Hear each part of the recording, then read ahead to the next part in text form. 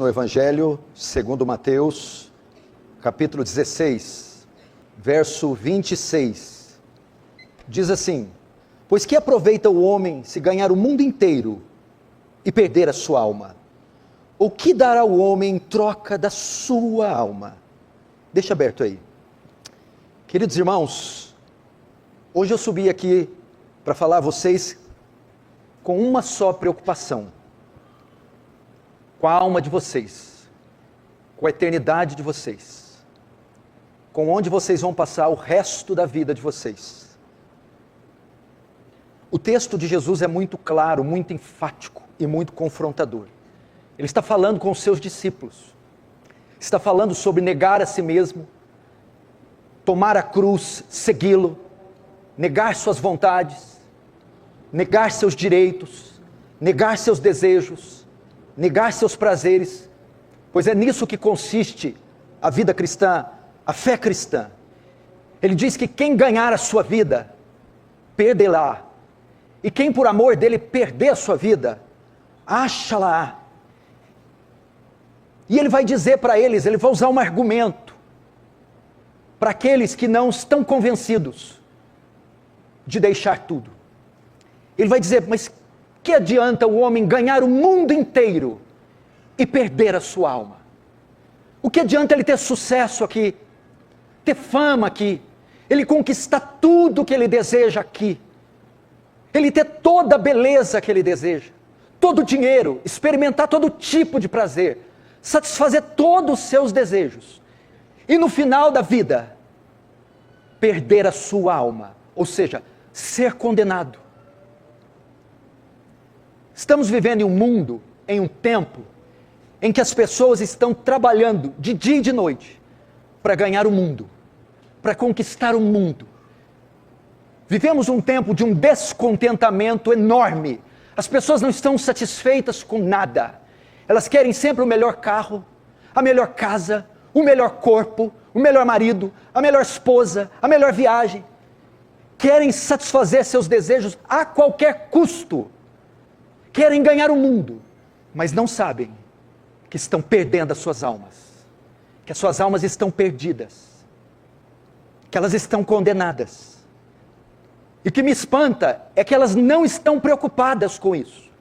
É como se estivessem caminhando para um abismo com olhos vendados, sem saber para onde estão indo.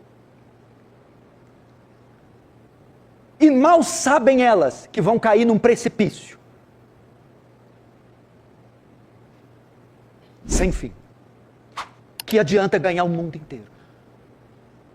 Michael Jackson ganhou o mundo inteiro e perdeu a sua alma. Elvis Presley ganhou o mundo inteiro e perdeu a sua alma. Tantos outros artistas, modelos, ganharam o mundo inteiro, mas perderam as suas almas. O que vai ser de você essa noite? Jesus contou uma parábola e disse: louco, amanhã pedirão a tua alma. O que tens preparado? Para quem será? Significa, você já passou pela sua cabeça que hoje poderia ser o seu último culto? Seu último dia? Sua última noite? Pastor, o senhor não pode dizer isso, que vai ser meu. Nem você pode. A morte é uma experiência que nós sabemos que é certa, porém imprevisível. E se hoje for o seu último culto, a sua última noite, o seu último dia, como estará a sua alma? Em Amós está escrito: prepara-te, ó Israel, para encontrar com o teu Senhor. Você está preparado para encontrar com o teu Senhor?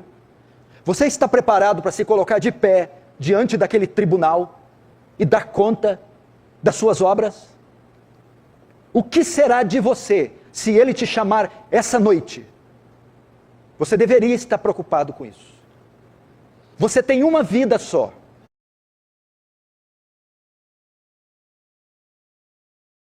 Deveria se preocupar com o que fazer dela e tirar um pouco dos olhos dessa vida, porque ela passa. Tiago chama essa vida de vapor. Você já abriu a tampa de uma panela quando está fervendo? Você já viu o vapor que sai? Quanto tempo dura aquele vapor da tampa da panela? Segundos. Moisés, no Salmo 90, diz que a vida é um conto ligeiro, é um breve pensamento, é como um capim que o sol seca e o vento sopra. Se a sua vida é tão breve, você não deveria preocupar com a parte dela que é eterna, com a parte imaterial e não só com a material, a física? Você já parou para pensar que daqui a uns anos o seu neto vai estar te dando banho? Que você não vai conseguir sequer erguer o copo para levar a boca? Que daqui a uns dias vão estar velando você e passou e seu nome vai ficar no esquecimento? E o que vai contar de verdade é a parte sua imaterial, que não morre, sua alma. Não, as pessoas não estão preocupadas, mesmo dentro da igreja. Eu sou de uma época que todo crente desejava a volta de Jesus. Falava-se em arrebatamento em todas as igrejas. As conversas dos crentes eram: Jesus vai voltar, Jesus vai arrebatar a sua igreja, Jesus vai nos buscar. Eu sou de um tempo que os crentes só falavam sobre céu e inferno, sobre vida eterna, onde as pessoas se preocupavam em evangelizar as outras e alertá-las do perigo. Irmãos, Jesus está voltando, pessoas se convertam. Hoje é um tempo de teologia coach. Desenvolva o seu melhor, seja feliz, o resto que se exploda. Busque teus sonhos. Não se importe com o que os outros pensem ou digam. É esse evangelho maldito, fajuto, barato. E as pessoas esqueceram da mente, o senso da eternidade saiu da mente delas. E o que está ocupando é o senso do terreno, do imediato, do aqui, do agora, do material. É o imediatismo, é o prazer a qualquer custo, é o hedonismo. O prazer por uma picada na veia, o prazer por uma pedra de crack, o prazer por um cigarro de maconha, o prazer pelo orgasmo imediato, pelo sexo, pelo casamento, divórcio, segundo, terceiro, quarto, quinto, pelo carro, a troca, beleza? A mudança cirúrgica, estética. É isso que se ensina, que se prega, e isso é a expectativa dos crentes atuais. Mas eu entrava em casa de cristãos na década de 90, 80, e via-se quadros com versículos. Quadro dos 2 caminhos, a porta larga e estreita, quadros da Arca de Noé. Hinos eram cantados em disco de vinil, hinos antigos, bíblicos. As irmãs oravam antes da refeição, liam textos, tinham temor, e todos esperavam a volta de Jesus e a salvação. Conheci um homem que na sua radicalidade dormia de social, com camisa de botão, abotoada até nas mangas. E eu perguntei: senhor Bento, por que o senhor dorme assim? E eu tinha 13 anos, ele disse: se Jesus voltar, como é que eu vou me apresentar a ele? Claro que ele não tinha uma noção de como ele ia se apresentar, mas ele está mostrando com isso reverência. Hoje, você está preocupado com isso? Com o que Jesus disse? O que aproveita o homem ganhar o mundo inteiro e perder a sua alma? Ou ele é pior, ele diz: o que dará o homem em troca da sua alma? Você esqueceu dos sinais? Você não está vendo a mudança desse mundo? Eu estou convencido que Jesus está voltando. Eu estou convencido que o mundo está passando por mudanças que não voltarão mais, e que isso são sinais das profecias. Jesus está voltando mais rápido do que você imagina. Essa presente era vai terminar.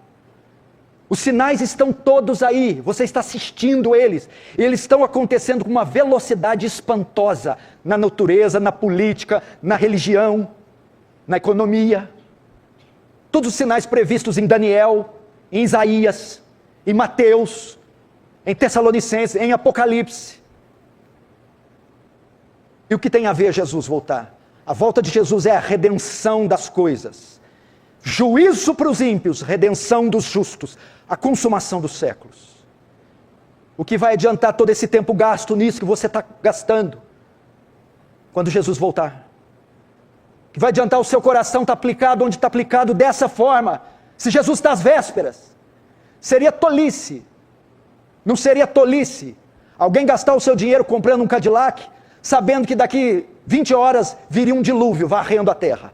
Ele deveria estar preocupado em subir numa montanha alta, comprar um colete, Ou se tivesse a arca na época de Noé, entrar na arca. Pois os irmãos estão assim. Os primeiros pingos do dilúvio começam a cair. E eles estão na praia jogando frescobol.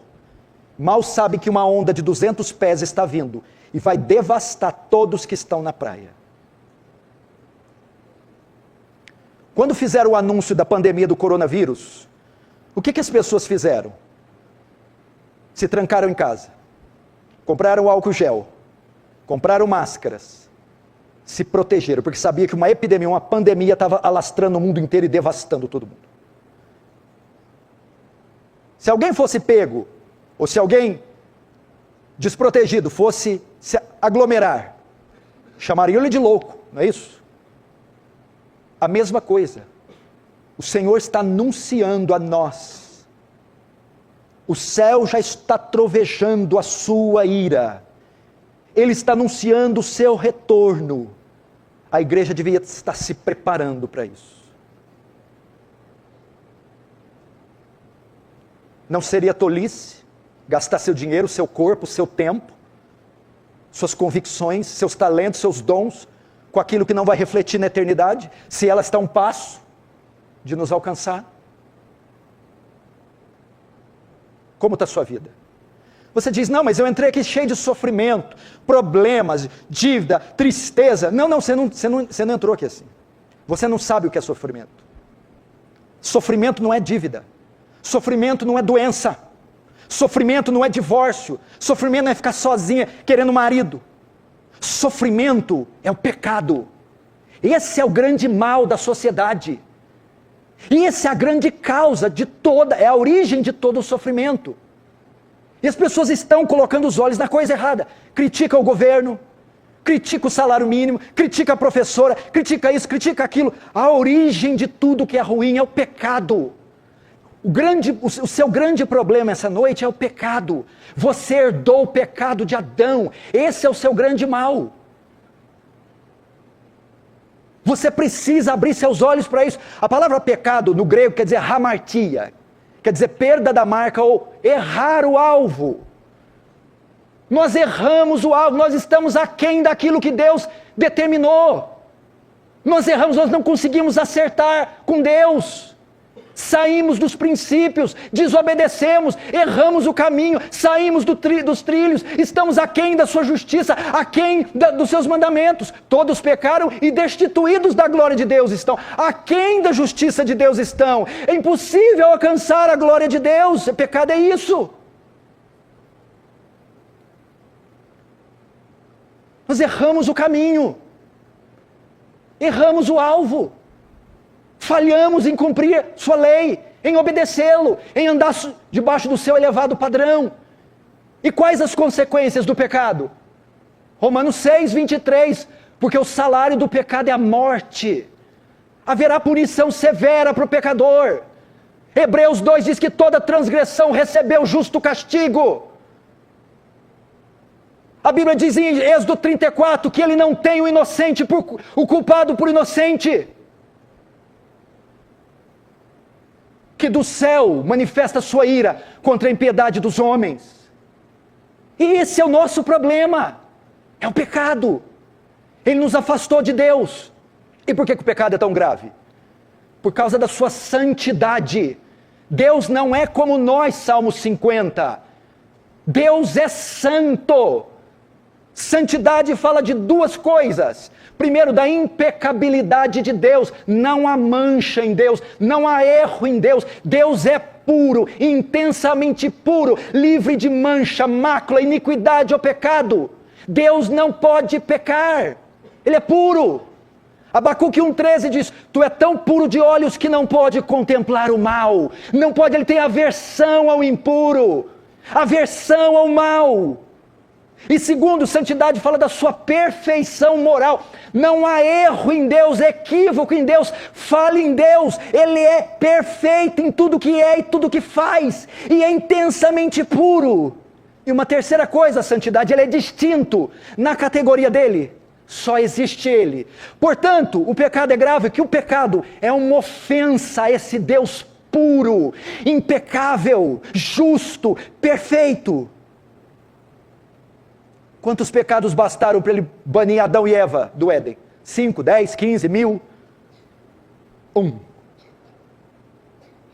Porque ele não pode contemplar o mal. Por isso que o pecado é um horror.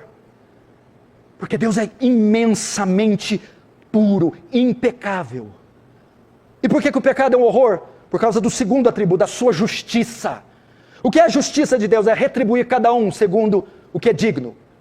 A justiça de Deus não pode ficar neutra quanto ao pecado. É uma justiça retributiva. Ele tem que retribuir o pecado como? Punindo ele. Fala da excelência moral de Deus. Ele é justo. Ele não pode fazer vista grossa ao pecado. Não pode ser neutro ao pecado, parcial ao pecado. Ele tem que punir o pecado. A justiça dele demanda que ele puna o pecado. Ela não é neutra. Ela não é como a nossa Suprema Corte. Ela é digna da mais alta honra. Por isso ele tem que punir. E quem ele vai punir? Romanos 3, 23. Todos pecaram. Todos. Todos inclui quem? Eu. Você. Todos os homens. Esse dia está chegando. De Deus requerer contas de cada pecado praticado pelo corpo. Seremos julgados por ações, palavras, pensamentos e omissões. O que você fez, o que você falou, o que você pensou e o que você deixou de fazer. O julgamento vai passar por essas 4 fases. Você já parou para pensar? Existe um livro, Malaquias 3 diz, que chama Livro Memorial. Ele vai ser aberto no dia do juízo. É o livro dos registros de Deus. Toda a nossa vida vai estar registrada. Nossos atos, palavras, pensamentos, omissões. Esses livros vão se abrir e vão ser escancarados diante do tribunal. As nossas obras ocultas serão todas reveladas. Ninguém vai poder esconder nada do justo juiz. Porque a Bíblia diz que todas as coisas estão nuas e patentes diante daquele que temos que tratar. Nada está oculto a Deus. E estes livros dos registros serão todos abertos e folheados naquele dia. Se nós não chegarmos naquele tribunal com nosso advogado de defesa, seremos condenados. Que adianta ganhar o mundo inteiro, andar em Rolls Royce, Cadillacs, BMWs conversíveis, Lamborghinis, Porsches, ser os playboys, ganhar o mundo inteiro, como David Beckham, como esse, e a sua alma está falida, pútrida, podre, carcomida, caiada. O que adianta? Você não deveria se preocupar com ela?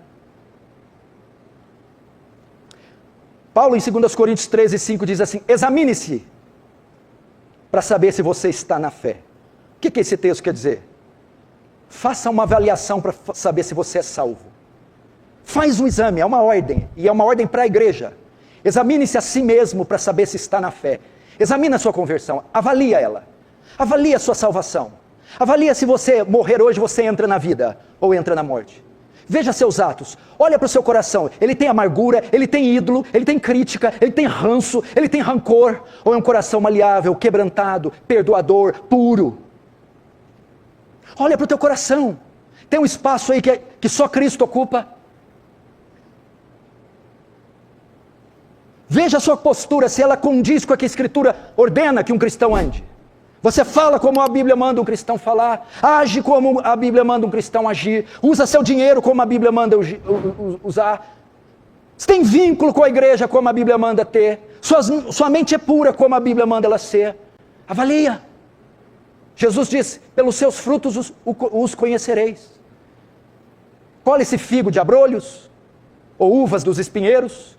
Portanto, uma árvore má não pode dar bom fruto, nem uma árvore boa pode dar mau fruto. Você já viu algum pé de laranja dar limão? Quem já viu?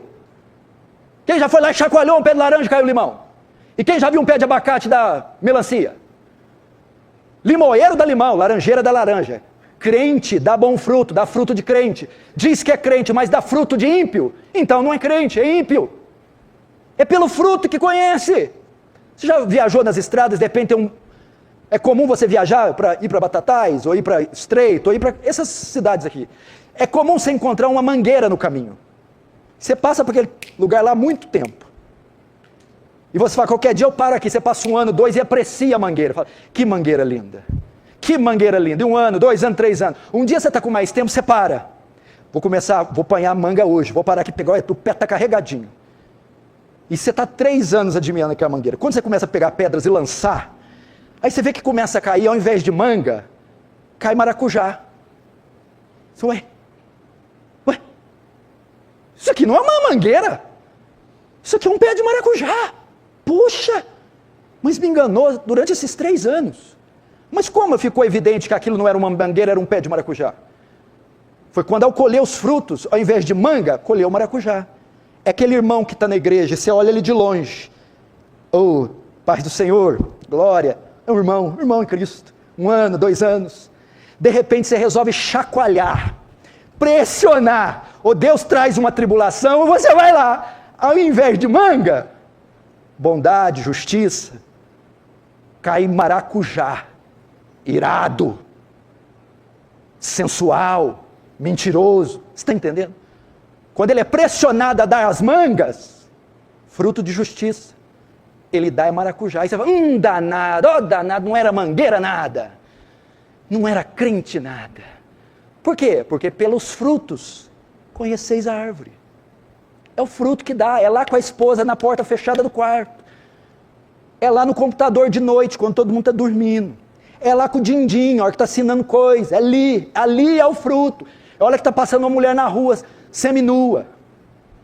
É quando olha para o coração, o que guarda aqui dentro. É pelo fruto, não é o quanto congrega. Eu lembro de um pastor antigo que falava para mim, crente você conhece quando a cadeira cai no pé. Sabe quando a cadeira de madeira rústica cai no dedão? Tim! Ali você vai saber se ele é crente ou não. É o que eu estou dizendo. Valia a sua vida. Eu vou ajudar você, essa mensagem ficar mais confortável. Talvez não era a mensagem que você queria ouvir, talvez você está irritado. Se eu estivesse falando da cor do seu carro, eu daria razão para você. Se eu estivesse falando do babadinho do seu vestido, que você vai decidir que cor que é, se é de linho, se é de seda, você tinha razão. Se fosse do financiamento da casa, tudo bem. Mas eu não estou tratando disso. Eu estou tratando da coisa mais valiosa que você tem. Sua alma. E essa vai passar a eternidade, ou no céu, ou no inferno. E pode ser hoje. Não convém então levar a sério essa mensagem? A coisa mais importante que você tem, sua alma. Meu Deus, a sua alma. E ela só tem 2 destinos. A condenação eterna ou a vida eterna. Você precisa parar. Desliga os celulares, deixa de olhar no relógio, cancela todos os compromissos e trate da coisa mais importante que você tem. Sua alma. Ou não é? Ou eu fiquei doido? Será que eu estou louco? Será que nós só somos corpo? Morreu, acabou. Paulo diz, se não há ressurreição, comemos e bebamos, que amanhã morreremos.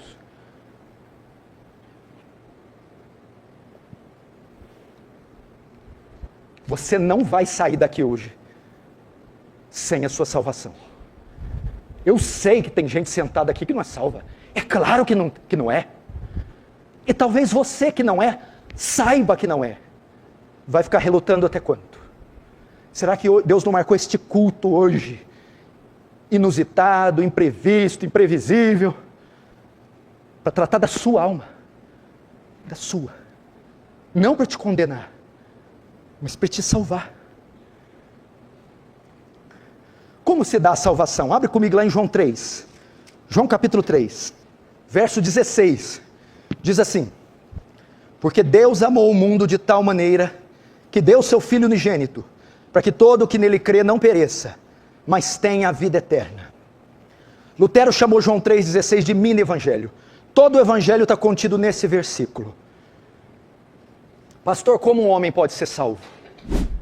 O senhor mostrou a enfermidade, agora mostra a cura. Eu mostrei a doença, agora eu quero mostrar o remédio. Tem alguém dentre nós aqui que está interessado em sua alma? Que enquanto eu falava, abriu o coração e disse: eu não quero sair daqui sem passar da morte para a vida. Eu não quero sair daqui sem o perdão dos meus pecados. Você vai pegar um pouco a sua arrogância, orgulho e prepotência religiosa de 65 anos de crente e vai deixá-la de lado. E como uma criança vai se humilhar aos pés do Salvador, dizendo: eu preciso da cura, não das minhas doenças, mas dos meus pecados. Eu preciso da vida eterna. O texto começa falando do autor da salvação. Quem é o autor da salvação? Qual é a origem da salvação? O texto diz: porque Deus. Começa com Deus. Deus é o autor da salvação. Jonas 2,9 diz: de Deus vem a salvação. É um presente de Deus. É uma obra voluntária de Deus. É Deus quem salva. Isso não está no nosso poder. Não está nas nossas mãos. Isso não é terreno, é divino, não é humano, é sobre-humano. É uma obra que compete só a Deus. E Deus quis salvar. Vim dele. Agora, qual a razão da salvação? O autor Deus, a razão, o amor. Porque Deus amou. É o amor de Deus. Deus salva os homens baseado em seu amor. Em seu amor por nós. O que motivou Deus a salvar o homem, ou o que motiva Deus salvar um pecador, é o seu amor que Ele tem pelo pecador. Isso deve nos constranger. Porque Ele diz: Deus amou o mundo. Mundo que tem duas conotações. Primeiro, o mundo fala do sistema. Por que para salvar Ele teve que amar? Porque mundo não fala de pessoas boas, fala de pessoas más. Ele não salvou anjinhos, Ele salvou víboras, facínoras, homens maus como eu e você. Paulo diz que pode até ser que alguém morra por alguém bom, mas Jesus morreu por maus. Ele amou gente má, Ele amou pessoas ruins, Ele amou pecadores, e a base da salvação é o seu amor. Terceiro, qual a extensão dessa salvação, ou desse amor? Amou o mundo.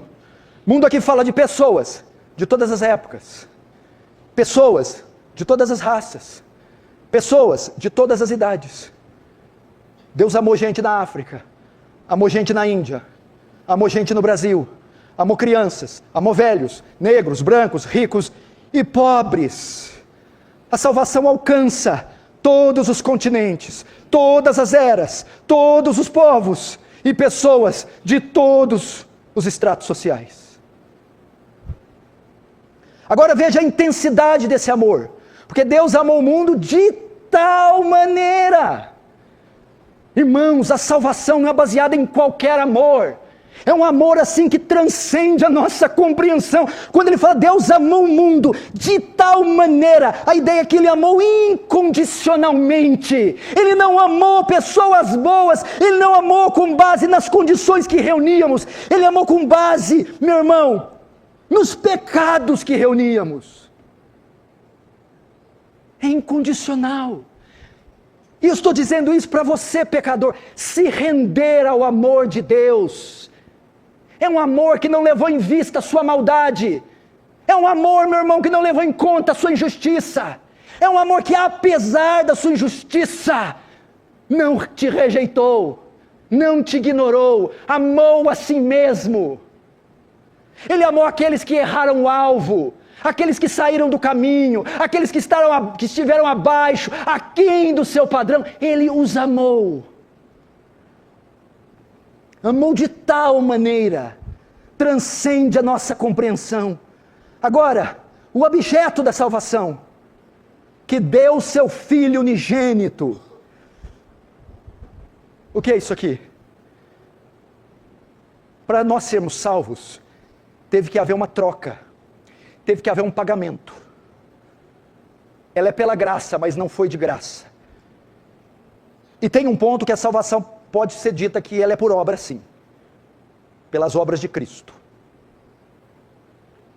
Para nós sermos salvos, outro tinha que assumir o nosso lugar, nossos pecados, nossa culpa e pagar por eles. Isso aqui aponta para o que? A salvação não é meritória, ela não vem por obras, senão não haveria necessidade de Cristo morrer. Pela graça sois salvos, por meio da fé. Isso não vem de vós, é dom de Deus, não vem de obras, para que ninguém se glorie. O objeto da salvação é o Cordeiro de Deus. A lei de Moisés diz que para cobrir o pecado um animal tem que ser sacrificado, para que o sangue do animal expie, cubra, perdoe os pecados. Vem Cristo, não um cordeiro, mas o Cordeiro, e derrama seu sangue para o nosso pecado ser expiado. Ele teve que dar uma oferta pelo nosso pecado, para cobrir nosso pecado. E qual oferta foi? O seu Filho. Seu Filho se fazendo homem, se fazendo maldição, se fazendo pecado. E aqui entra também de tal maneira. Você quer medir o amor de Deus? O tamanho dele? Vamos dar um exemplo aí. Você não vai levantar a mão. Vamos supor que você ama alguém. As mulheres casadas, os maridos. Os homens casados, as mulheres. Os meninos, os pais. Você ama muito esse pai? Amo. Você ama muito esse marido? Amo. Você ama muito essa mãe? Amo. Vamos supor que você fica grávida. E você dá à luz um menininho, ou uma menininha bonitinha.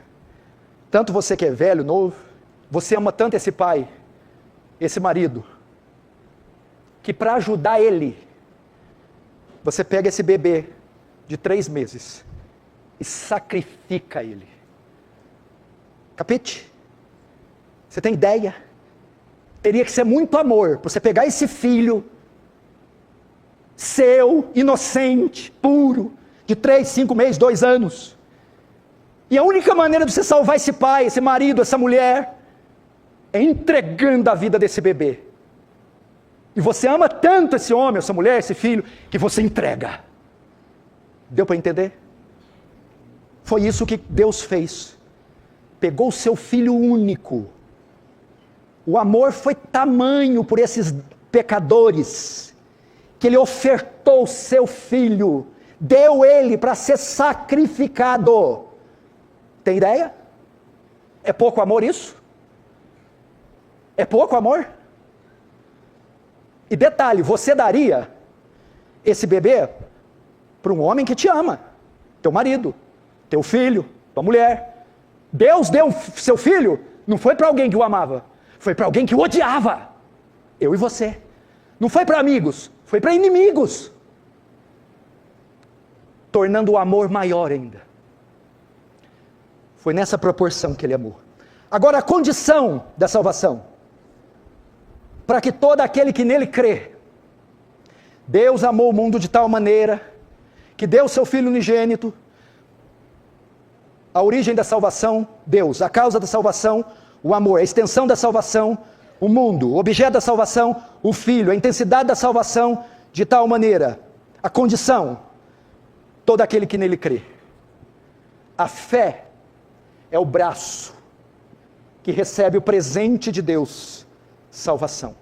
A fé é a ferramenta que se apropria da obra gratuita. Pela graça sois salvos. Salvação pela graça. Por meio da fé. A fé é o braço que estende a Deus e diz: me dê a salvação, me dê. Qual é a condição? Você tem que crer, meu irmão. Você precisa crer, meu irmão. Você que está hoje aqui é chamado a crer, meu irmão. Você que está morto em pecados, você que está desviado, você que está fazendo tudo errado às escondidas. Deus está te chamando para crer. Creia, meu irmão. Há uma diferença que talvez você nunca aprendeu o que é fé salvadora. Existem 2 fés na Bíblia. A fé não é a mesma. A fé que você conhece é essa fé aí do R. Soares. A fé para curar caroço, a fé para ter casa. Não é essa fé. Ah, eu creio, vai dar certo. Não é essa esperança positiva. A fé aqui tem a conotação de confiança. Eu deposito a confiança da minha salvação naquele que é maior que eu, naquele que é mais justo do que eu, naquele que é bom, mais bom do que eu. Eu deposito minha confiança nos méritos dele. Essa é a fé salvadora. Eu confio que ele é o Filho de Deus, que ele levou meus pecados na cruz, que ele pagou por eles, e neste sacrifício eu descanso, eu apoio a minha fé, minha segurança. Creia. E o resultado? Para aquele que nele crê não pereça, mas tenha a vida eterna. Misericórdia e graça. Para aquele que crê, não pereça. Não receba o que merece, o castigo. Misericórdia. E receba o que não merece, a vida eterna. Graça. Graça e misericórdia disponíveis para aquele que crê. É assim que um homem entra na vida. Há alguém aqui nessa condição hoje? Pense novamente, se for hoje o seu último dia, como está a sua vida?